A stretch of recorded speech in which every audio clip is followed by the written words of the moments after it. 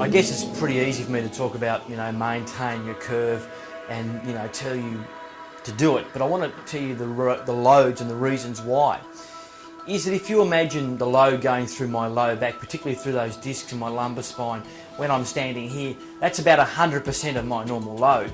Now, if I was to lay on my back in this position with a pillow holding my head at neutral, the back loads, particularly through the lumbar spine, is about 50% of my normal load. However, if I was to bend over like this, just with my arms dangling down, this becomes 150% load going through my low back. Now, if I'm to draw my arms up without anything in my hands, that becomes a 200% load going through my low back. But remembering, as I said earlier, you can't feel it. Now, if I was then to add a bit of a twist in there, when I'm up here holding something, that becomes 250 to 600, depending on the weight of the load you're carrying. For instance, if I was to pick this box up, now this box here weighs about sort of 5-6 kilos. If I was to bend down the wrong way, and I must admit it's hard to do, bend the wrong way and grab it like this load going to my low back now is around 250%. But of course, my legs are straight, and of course I'm going to lift like this, which is what we're not meant to do. So you have to remember that the reason why we maintain that curve is that if you bend the right way, so primarily it's poking your bum out and keeping your feet flat really, so your knees don't go forward, you poke your bum out and you pick it up this way, you drive up, you're not actually putting much extra load at all through your low back. So the loads going through the low back don't go much higher than 130, 140%, even when you're lifting quite heavy loads.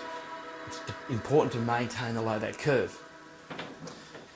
One thing I do want to touch on briefly is how we grip something. Now, I understand we don't always carry boxes, but for this it's probably the best way to show it is I see lots and lots of people go to pick something up and they pick it up like this.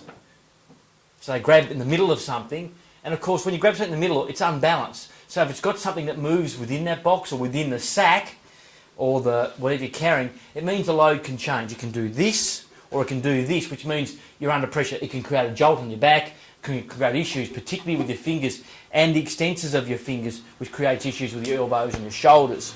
So what I'm asking people to do is when you go to pick something up where you're able to get this sort of grip, it's a diagonal grip and it's close to you. So you can, if it is a bit heavy, you can tilt it back to judge how heavy it is so you don't pick something up that's too heavy for you. And you grab it on a diagonal.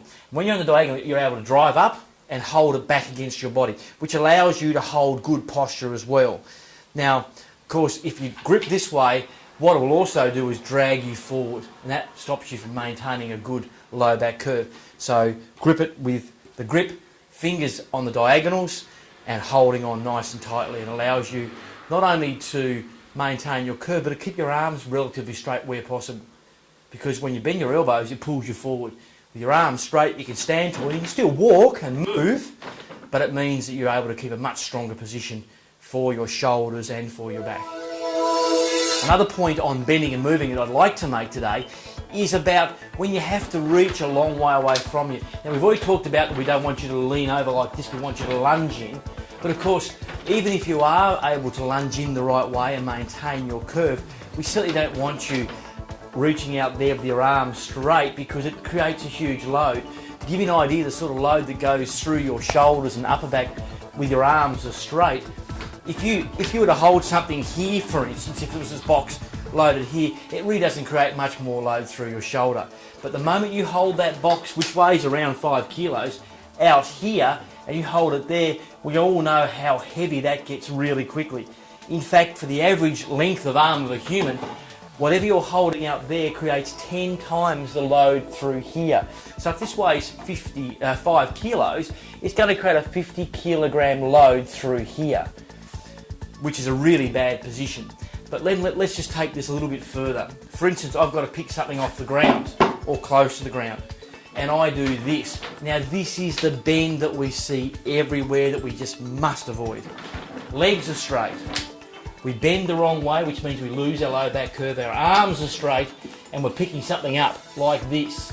So we're not using, because we've got our legs straight, we're not using our bum muscles correctly.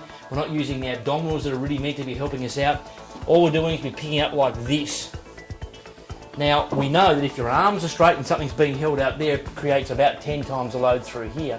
But what I haven't told you is that when you overcome inertia, where you lift that object off the ground, so if this weighs, say, 5 kilos, when you lift this up, you create that sort of 50 kilo load through here, but you create a 500 kilo load that goes through the discs of the last couple of vertebrae in your low back. But of course, remembering you can't feel that load. So imagine if you bend the wrong way and you're working in a position where you have to do this all the time, and you bend this way, which is the wrong way. You might do this 500 times a day, 500 times 500 kilos of load going through those discs and stretching those ligaments out that don't want to stretch, and you're deactivating a lot of those muscles that are meant to help you lift. It's only a matter of time, whether it be 2 weeks, 2 months, 2 years, 20 years, before you get a pretty serious injury. That's why if you're going to bend that way, we want you to be close to an object and not too far away. You bend your knee so you get close to that load, it's close, and you maintain your curve and you drive up, which results in little or no extra load through your low back. And when the arms are close and not being held away from your body like this, but it's here, it doesn't really create much more pressure through the upper back as well. So it's the same old message really, isn't it? Bend your knees and maintain your low back curve and keep that load close. The further away, the less stable and more load that goes through your shoulders and your upper back.